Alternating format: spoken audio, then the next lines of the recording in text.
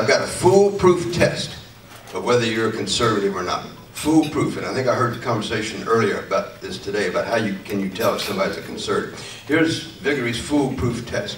And it is this: tell me who you walk with, and I'll tell you who you are. If personnel is policy, we learned that in the Reagan administration.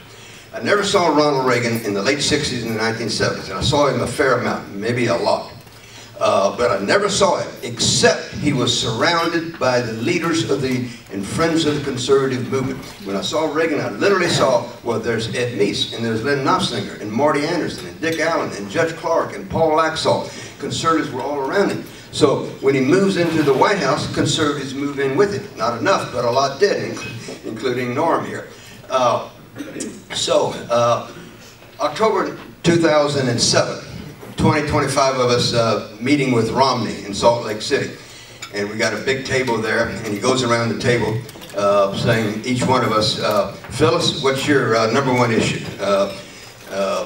Tony, what's yours? Gary, what's yours? Morton, what's yours? He gets to me towards the end of the table, and I say, all due respect to my friends, Governor, they're all wrong, because nobody has talked about the most important issue, and the most important issue is personnel.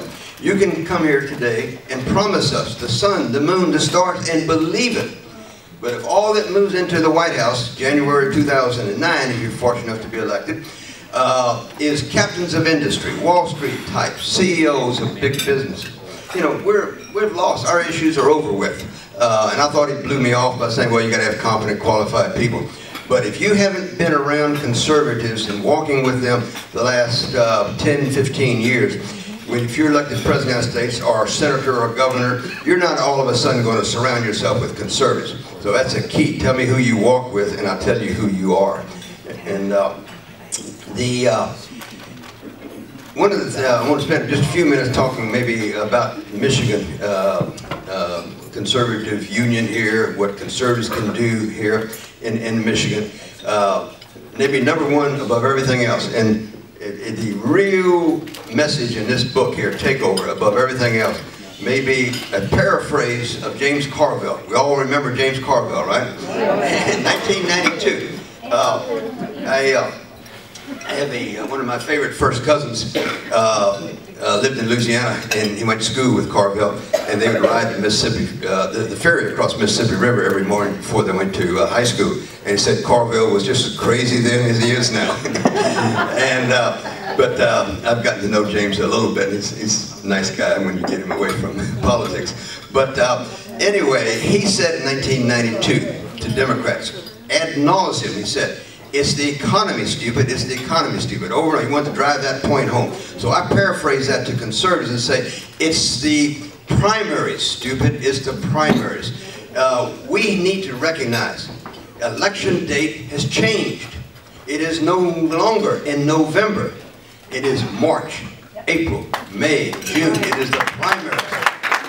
And I assure you, these politicians know that. They're not worried about November. 85, 90% of them are not worried about November. They are worried about what you're going to do come March, April, May, etc. And I believe in primarying every rhino. If nothing else happens, they will act better. You'll get 18 months or so out of votes out of them you wouldn't have gotten otherwise.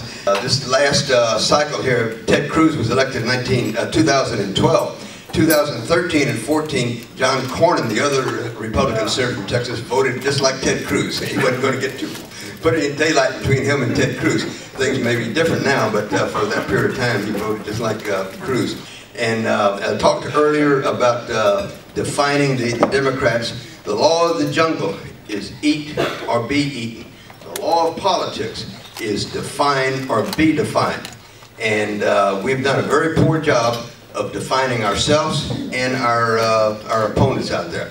And by the way, you know, the Tea Party does not have, with low information voters, a good image, a good reputation. And I don't blame anybody but ourselves, okay?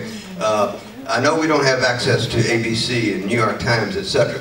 But we've done quite well over many years in winning, you know, governor races, legislative races, House, Senate, presidency under Reagan, you know, by being able to bypass the media. So it's our job, it's incumbent upon us to brand our opponents and us in a way that we haven't been effective in doing previously. I talked a little bit last night to some of you about something I call a third force. Not a third party, but a third force. And I think this is hugely important, hugely important. The left has been enormously successful with third force organizations. They have tens of thousands of them out there. Think of all the race-based organizations, La Raza and all its subsets around the country. Think of all the feminist organizations, the pro-abortion organizations, unions, thousands of unions out there, environmental groups. If Obama called a meeting of all of the liberal environmental groups, there'd be 300, 350 groups represented. If Jim DeMint at the Heritage Foundation did the same, there'd be 5 or 6 groups represented there. So we need thousands of new third force organizations. As I said a few minutes ago, most people, you know, they're normal. They're folks on their family, their job, mortgage, their community, etc. Okay, and they're not interested in politics as we are, but they really are interested in one issue, or 2, or 3. And it's our job to reach out and reach them on their end. Maybe it's over regulation of private property. Maybe it's Common Core, local taxes, reform of the criminal justice system, whatever it might be. That's how we reach these people. In 1964, Hillary Rodham is a Goldwater girl. By 1969, she's a hardcore leftist, having nothing to do with the Democratic National Committee. But she turned on one issue, and one issue only: opposition to the Vietnam War. And from there, it was a short step forward to be an activist liberal. And so we don't have to go out there and talk to them about the Republican Party, about conservative ideology. Reach them where they are. Reach them on the issue that's really, really important to them. And when you do that, think of all the organizations that are needed out there at the local level, at the state level, at the national level. And what does that do? Each organization has to have a president. You need a secretary, a treasurer, somebody to be in charge of membership, somebody to be in charge of communication, the press, etc. It massively expands the leadership pool there. And so now, when it comes time to find a legislative candidate, you've got a half a dozen people who are qualified because they've had experience for a couple of years running this organization, talking to the press, providing leadership, calling meetings. And one of the most important things, you become a leader by doing leadership things. When I go to college, I am literally, painfully shy, okay? Accidentally joined a fraternity, long story, ended up accidentally becoming president of the fraternity. And it's the mid-50s now, and who's joining we're the only social fraternity on college campus, small college in South Texas.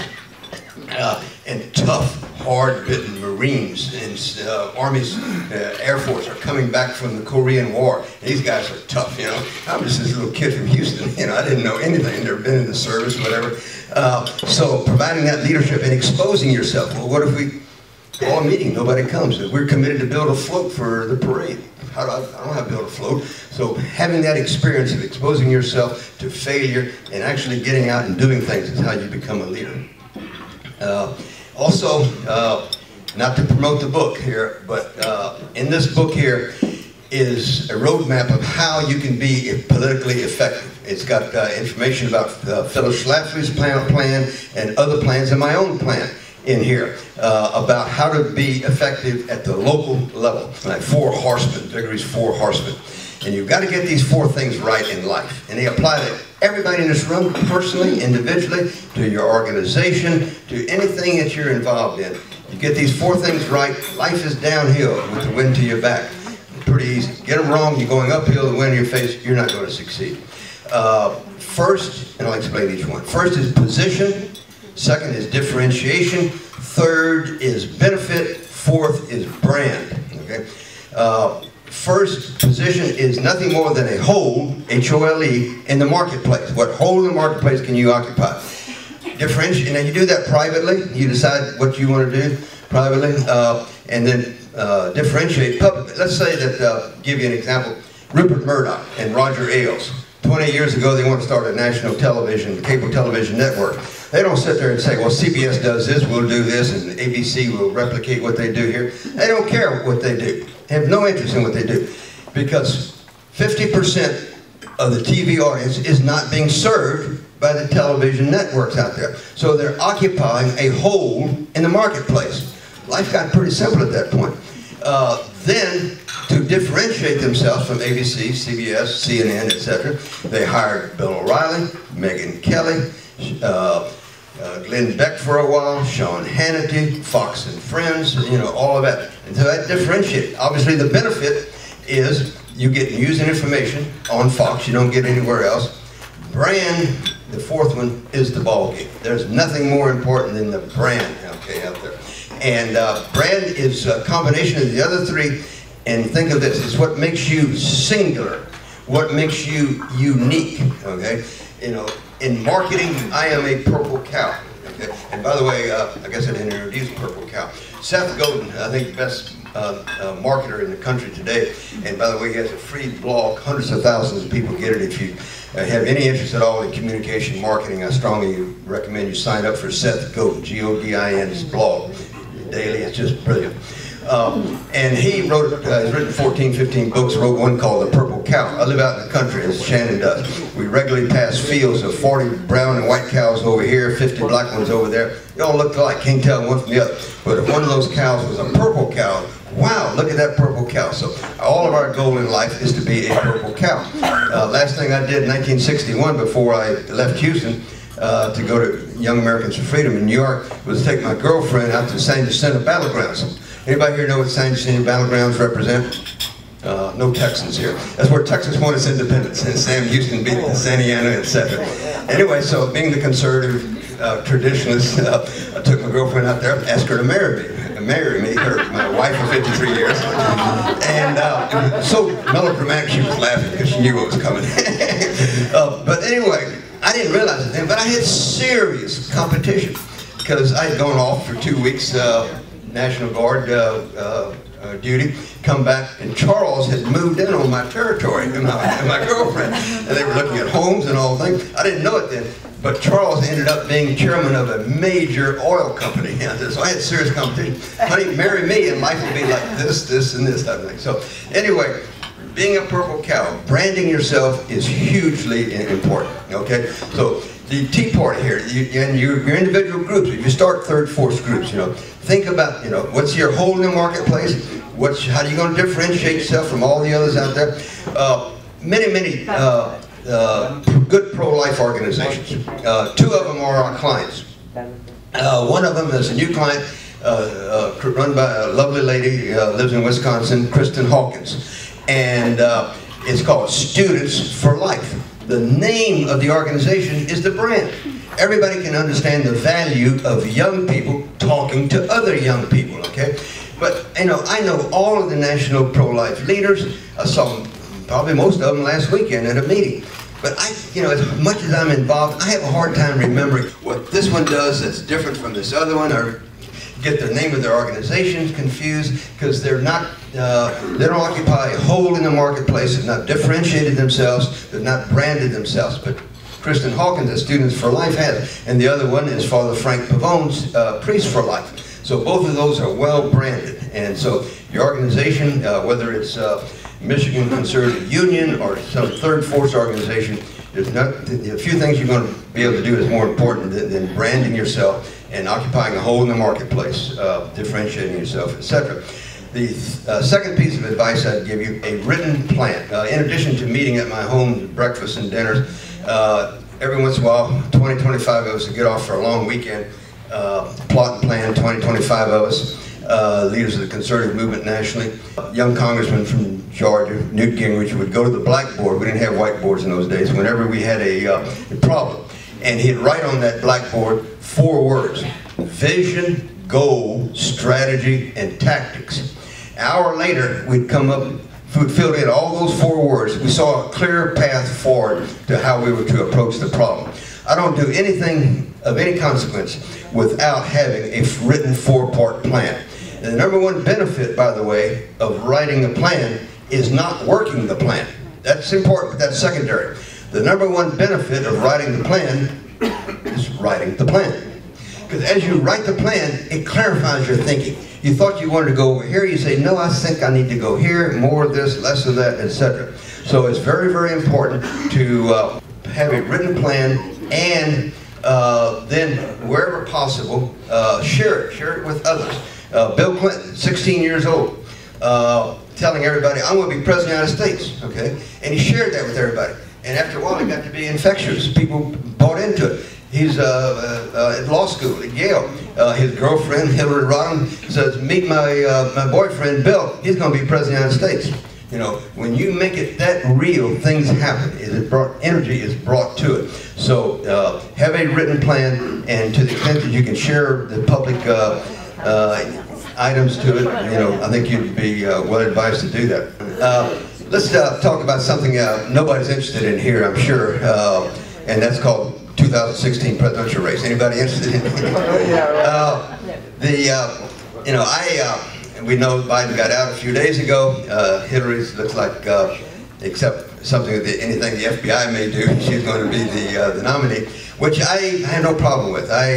What would scare me would be a new shiny thing, you know, Elizabeth Warren, even a Joe Biden, who hasn't been had the track record. We want to have a known quantity. Hillary is a known quantity, and I think you know, of all that, we're going to have an opponent, and I think she is the best one that we could likely to have out there. Most presidential candidates, and I heard from a number of them last week. We heard from Donald Trump and Ben Carson, Lindsey Graham of all people, Rick Santorum, and I was fortunate to introduce my friend, who I'm not sure why he's in the race, but Jim Gilmore, former governor of Virginia. But anyway, the vast majority of these, including Jim Gilmore, Rick Perry, Jindal, Pataki of New York, have no idea how to run for president. They have no idea how to run for president. And quite frankly, I don't think Scott Walker, who I thought very highly of, had any idea how to run for president. In order to run for president, you've got to have a number of things. There's nothing more important to successfully run for president. It probably applies to most any race you want to run for. You must have a base. You know, the floor supports us here. You got to have a base. Reagan, when he ran for president in '76 and '80, had 1.5 bases. His half base gets him to the starting gate, does not get him to the finish line. Half base, his wealthy California friends. His full base was the entire conservative movement. It was energized and galvanized behind him, and that was his base. And very few of these candidates have a base, and they didn't develop a base when they were governor. Perry was governor of Texas 14 years, did not use that time to prepare for the presidential race. And same with Pataki and Jindal, and this one and that one.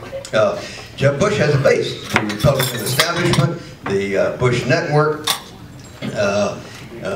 Cruz has a base. It's about 40–50% of the conservative movement now. And Trump's got a base. I told a few of this last night, so if you heard me last night, don't say. Who knows what Trump's base is? The disgruntled? The what? The disgruntled? No. Checkbook. Checkbook. Give me $10 billion and I'll run for president. You gotta have a base. So most of them don't have a base there. But anyway, to defeat Hillary, we need to do three things. You've got to have a candidate that's right of center. Maybe it doesn't have to agree with us on all the issues, but you've got to be a conservative, okay? And you've got to unite the party. The Bible tells us, Lincoln told us, a house divided cannot stand. And for decades now, the Republican Party has been a house divided. And until we bring the party together, the party was obviously not united in 2012, 2008. 1996 with Dole, and barely united in 2000 when Bush won by 537 votes in one state, re-elected in 2004 by one state, Ohio. Okay, so you have to have a united party, and it's so important. You must be a fighter. You must have someone with energy. Newt Gingrich was never a conservative, but he was a fighter. He would get up in the morning thinking, what, 2, 3, 4 things can I do today to put the Democrats out of business, you know. We haven't had political leaders, Republicans, at the national level. You know, that's not how Boehner thinks. That's not how Kevin McCarthy thinks, or Mitch McConnell, John Thune. And we need fighters out there. You want a right-of-center person. Sure, we'd like to have somebody just like us. But if they're right of center and they are a fighter and they unite the party, the Democrats will lose and the Republican will win. In my opinion, there's only 2 principal conservatives that are still in the race, and I'm surprised. I thought there would be a traffic jam, maybe just a couple of years ago. I thought there'd be a traffic jam of limited government constitutional principle conservatives running. Didn't work out that way, but there are 2, in my opinion, and that's Ted Cruz and Bobby Jindal. There's only one that comes from the movement, and that person is Cruz. Jindal's a good conservative, but he doesn't come from the movement. He's not a movement person there. And I'm not promoting any candidate. I'm undecided. I'm not undecided so much. I'm undeclared. and most of my friends at the national level are the same. I expect before the end of the year I will weigh in on the race here, but right now I haven't. A lot of conservatives, I was with some of them last week. Household names here, you'd all know them all. They're beside themselves worrying about Trump.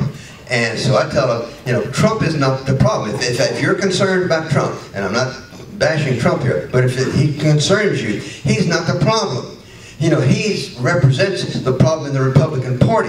He gives people an opportunity to say, I'm mad, you know, and I want somebody to know I'm mad. And if I vote for Scott Walker or Jeb Bush or Marco Rubio, nobody's going to know I'm mad. But if I vote for Trump or Cruz, people know I'm mad. And the same on the left, Bernie Sanders.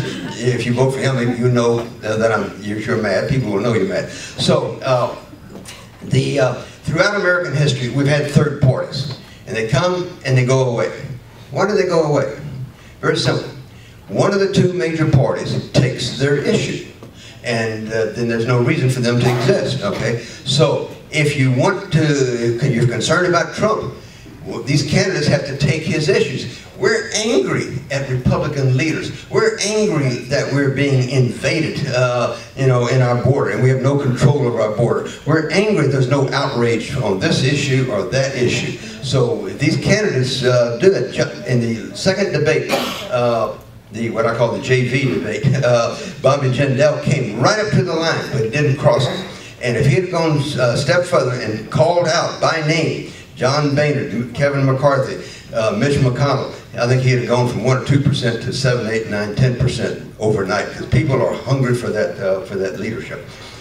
For this 2016 election, it's important for the liberals. They're focused on it. It's important for them. It's not just important for us. It's the ball game. You know, I've been, you know, I remember literally going through the cafeteria line in high school, 1948, and talking to a kid and saying, in essence, if Dewey loses this election, you know, Western civilization is over with, you know. So we have, you know, feel that about every election. This election is huge. I don't know how we recover if if Hillary has 3 or 4 Supreme Court appointments. She'll have 3 minimum, and I don't know how we recover from that. They are so evil, these people. They will rig the rules and arrange the laws. We'll never win another election. I can't tell you how important this election is. It's just huge. One more self-promotion here. I've got a website called conservativehq.com. And all we do is focus on building the conservative movement. conservativehq.com. And if there's a horrendous accident or some other serious problem, we don't cover it. All we do is focus on, we've got a hole in the marketplace. Remember, I take my own advice. Okay.